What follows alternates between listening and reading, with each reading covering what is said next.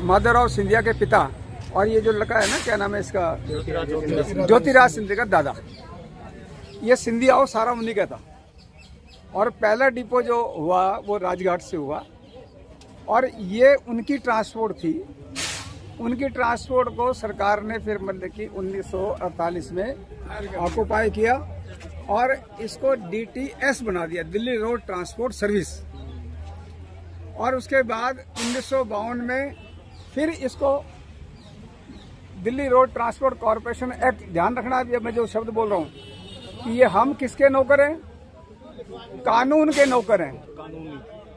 अब ये कानून की अवहेलना कौन कर रहा है, ये सरकार के, जो पिछली सरकार के और जो उससे पिछली सरकार के लोग थे, उन्होंने कानून की अवहेलना की है। दिल्ली रोड आज भी अगर जो हमारे भाइयों पे कहीं चार्जशीट होती है, कुछ होता है, तो उसमें दिल्ली रोड DRTU एक्ट 1952 उसका जिक्र 1971 का जिक्र उसमें आएगा। उसी के आधार पर मतलब ये जो डिपार्टमेंटल जो एक्शन है वो होंगे। तो 1971 में 57 में कॉरपोरेशन बनी। ट्रांसपोर्ट हमारी देसू और जलमल, ये पानी का, ये 3 डिपार्टमेंट ऐसे थे जो कॉरपोरेशन के अंडर आए। 71 में इंदिरा गांधी ने इसको हायर किया और हायर करने के बाद में सेंटर में ले गई और उसमें शब्द लिखा एज इट इज़, यानी जो कुछ रूल रेगुलेशंस हैं आज भी हमारी सर्विस कंडीशन, भर्ती की सर्विस कंडीशन 1952 के हिसाब से होती है। मैंने मंत्री जी को कहा कि मंत्री जी ये क्या है कि ये पूरे देश के अंदर एक अकेली ट्रांसपोर्ट ऐसी है जो कानून से जिसका निर्माण हुआ है, बाकी और कोई ट्रांसपोर्ट वो ऐसी नहीं है किसी भी राज्य की।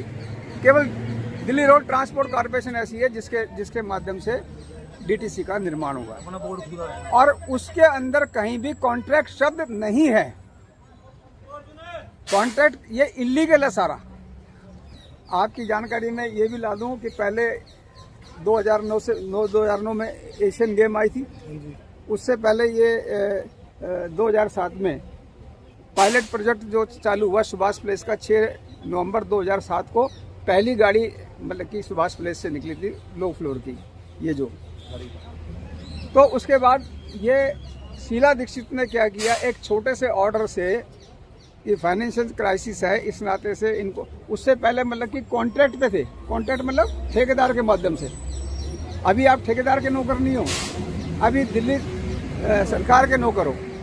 आपका जो एग्रीमेंट है DM के साथ एग्रीमेंट होता है, ये भी हमने ही करवाया था।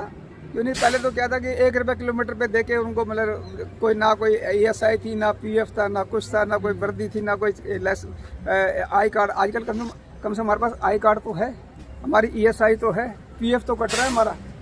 अगर किसी कारण से अगर कोई हादसा हो जाए किसी भी साथी को, तो उसके बच्चों की पेंशन तो लग जाएगी, आज भी लग सकती है।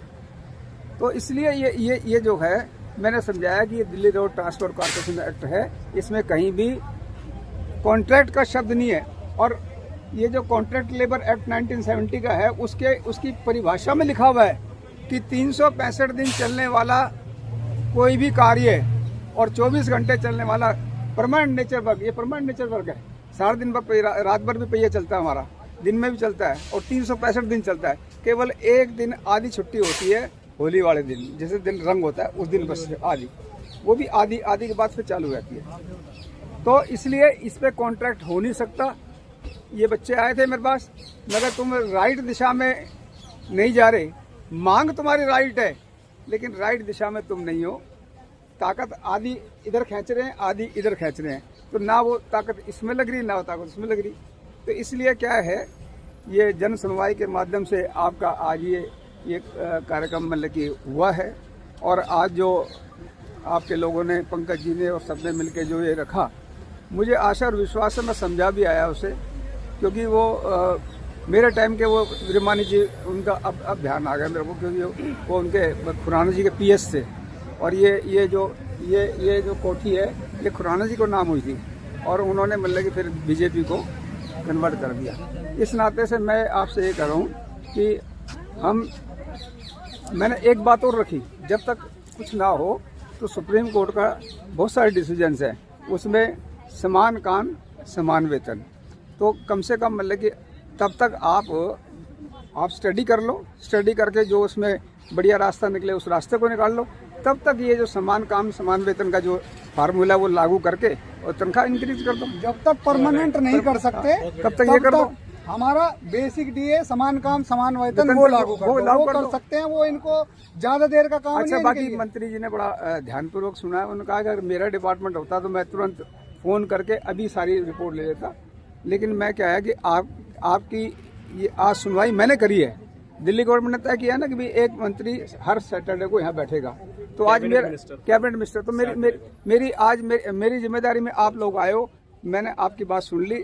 ये मेरी ड्यूटी बनेगी कि पंकज जी से और मुख्यमंत्री जी से आपकी वार्ता कराना, आपकी मीटिंग कराना, और मीटिंग करा के मैं ही फ़ोन करूँगा आपको ये इस दिन मीटिंग आपका डेलीगेशन होगा। मेरी आपसे इतनी प्रार्थना है। उन्होंने खुद बोला है कि खुद बोला खुद ही आएगा, ये सोमवार तक मैं खुद कॉल कर दूंगा आप लोगों को और आपकी मीटिंग मैं फिक्स करवाऊंगा। कि देखो, मैं तो क्या है, हम तो डूबते हुए जहाज में हैं, कब बुलावा आ जाए कोई पता नहीं। ये ट्रांसपोर्ट हमने जब 9 डिपो थे ना, तब हमने उठाया था इसको, हमने इसको 53 डिपो तक ले जाकर 54,000 आदमी तक हमने ट्रांसपोर्ट के इसमें भर्ती कराए थे। 83 की हड़ताल जीटी के चालू हुई थी, हमने चालू करी। 88 की हड़ताल में 9 दिन मैं सेंट्रल जेल में रह के आया। तो और उसके बाद भी मतलब कि ये आज तक मेरे अफसरों को मैंने सस्पेंड कराया, चार्जशीट कराई, और मेरा रिकॉर्ड आज भी मतलब कि सुभाष वजीरपुर में मेरी पर्सनल फाइल रहे, उस पर्सनल फाइल में एक भी लाल निशान नहीं है। मैं आपके साथ मतलब कि क्या है इस नाते से हूँ कि हमारे साथ ये जो ज्ञान है ये शमशान घाट ना चले जाए। नहीं ऐसे नहीं जाने देंगे, सारा कुछ अपने पास ले लेंगे। वो तो आप आपके साथ आदमी कम से कम 5 आदमी का टारगेट चलाओगे, आप ही चलाओगे आप ही। अच्छा, अभी इन सभी जितने भी लोग यहाँ पे आए हैं और इन सभी साथियों के अलावा जो साथी हम जोड़ सकते हैं, उनके लिए क्या कहना चाहोगे? और वो जो लोग नहीं आ पाए और उन्हें लाने के लिए, उन सभी को इकट्ठा करने के लिए आप क्या कहोगे? देखो, मैं आपको बताऊं, एक व्यक्तिगत सुनो, आदमी को व्यक्तिगत वो नहीं करना चाहिए। पिछले 30 साल से मेरी श्रीमती बीमार है। 5 साल पहले 41 में से 35 साल निकाल दो, कितने रह गए? 36 साल। उसके बाद भी मैं रुका नहीं और कभी नौकरी की परवाह नहीं करी। गवर्नमेंट मतलब ये नहीं कि भाई नौकरी आ जाएगी। मैंने ये भारत बंद का आह्वान हुआ था, उसमें मैंने खुद मतलब कि अपने हाथ से राइटिंग में देके, मैं आरएम नॉर्थ का पीएस था और अपने हाथ से मैंने लिख के और लिखा कि मैं हड़ताल पे हूँ। मेरे को निगम साहब बोले कि अरे ये क्या कर रहे हो? मैं कहा मैंने कर दिया, आप जो करना है उस पर करो। मैं लिख के दे रहा हूँ, मैं हड़ताल पे हूँ ना, काम कर रहा हूँ मैं, लेकिन मैं हड़ताल पे हूँ। तो इस नाते से डरने की जरूरत नहीं है। अरे हमारा और क्या छीनेगा? छीन तो रखा ही है तुमने। छीन रखा है हमारा।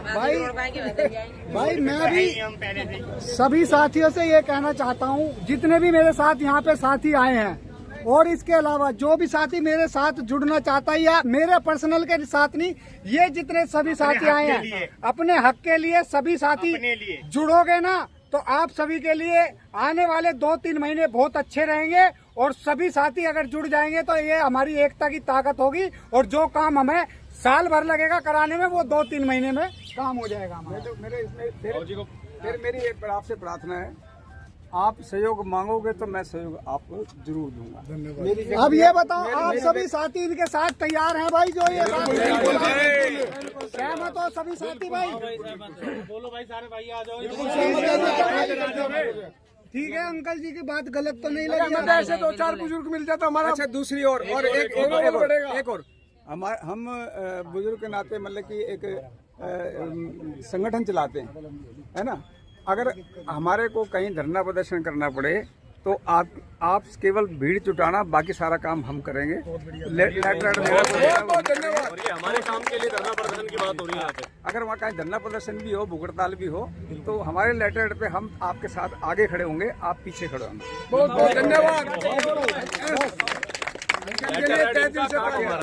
बाकी ये है कि लेकिन पहले की तरह नहीं होना चाहिए, जैसे डिमांड कर दी थी जब पहले हड़ताल हुई कि भाई इनका बेसिक डीए कर दो, सुनो और उसके साथ डिमांड कर दी कि इनका ट्रांसफर कर दो, ईस्ट वाले साउथ में कर दो, साउथ वाले ईस्ट में कर दो। टॉयलेट की समस्या, ये समस्या भर्ती रहोगे, रिटायर होगे जब भी रहेंगी।